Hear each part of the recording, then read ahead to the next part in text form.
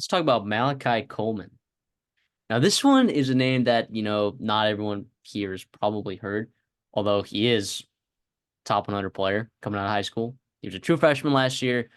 Didn't get a ton of action on the field. Only had 8 receptions for 139 yards and a touchdown. Um, he came up huge in that Northwestern scary game with that big 44-yard touchdown.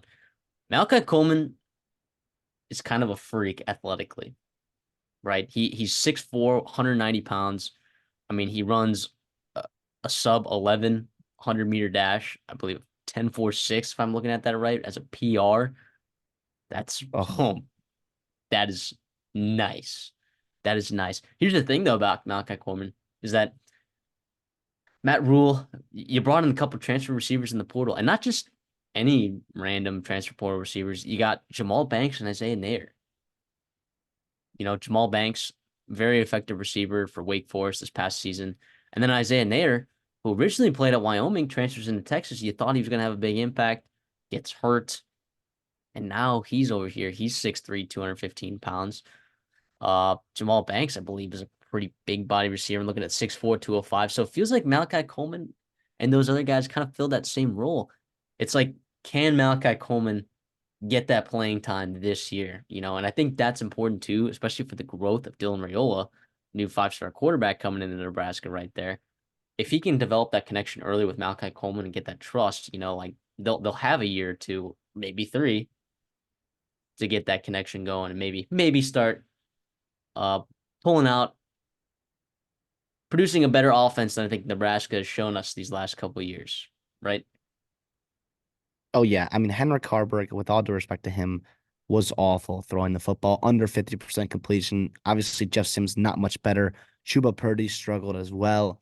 It was a terrible outing. There's been a absolute emphasis. You change up your offensive staff in terms of who's calling plays. No more Scott Satterfield, and that's yes, Scott Satterfield, right? Yeah, Yes. No, sure. sorry, Yeah, Marcus Satterfield. Marcus Marcus Satterfield. Satterfield. Thank you. Scott Satterfield's I over know I at got that. Cincinnati. Yeah, both guys that whatever. Anyways, Malachi Coleman comes in. You bring in, like you mentioned, the wide receivers. You invest in a guy like Dylan Riley. To me, there's an absolute emphasis on being able to be explosive in this Big Ten. You look at their schedule next year. I mean, you got to play at Ohio State, UCLA, USC, Wisconsin, Iowa. That's your last 5 games to finish the season.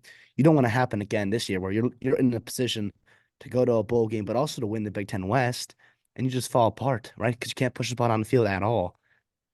When you get into conference play this year, I think Nebraska, you've seen that year two leap from Matt Rule, and I think Malachi Coleman's going to see a similar one as well. He's too good an athlete to keep out the field. I know there's a lot of wide receivers in the room. I love the bodies in there. I love them. I really like what they've done there in that room. But to me, I had to have him on this list because of just how freaky he is. It was a huge win for Matt Rule and his staff, right? Like last year, Matt Rule came in late in the cycle and put up emphasis and a priority on Malachi Coleman and said, hey, we need to keep you in state. He was a top player in Nebraska, and he did it. And you saw some good things happen. 6 stars throughout the year, eventually got going, and made some big time plays in a very limited passing offense. Yeah. Very And to be limited. honest, and that's even being generous. A good passing game with Nebraska, and they're going to be a very, very dangerous team to play come the Big Ten schedule when they get there. And I think Malachi Coleman, among others in that transport, but he's going to be the one that I think is really going to break out for Nebraska. Yeah, I mean, look, Nebraska only threw, what is that, about 250 passes or completed about, yeah, they only threw about 250 passes. They only completed like 130. That is desperately low. I mean, and they had one. What's funny is that they only passed the ball 38% of the time, which by the way is 127th in the country. If you didn't know that. They completed only 52% of those passes, and they threw 1.3 interceptions per game for good for 123rd. So in an offense where you were throwing like at a bottom 7, bottom 6 rate, you were throwing interceptions at a top 10 rate. Pretty It was absurd. I mean, bad. Jeff Sims had 6, Heinrich Harburg had 7, Chuba Purdy had 3, and none of those guys finished with more passing touchdowns than interceptions. They threw 16 touchdowns total to 10, or sorry, 16 interceptions to 10 touchdowns. it was abysmal.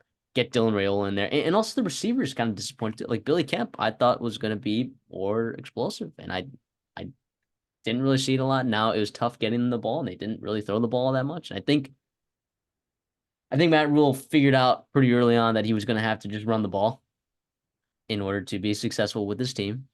He figured that out pretty early, be physical. But this thing is that this team is young and it is physical.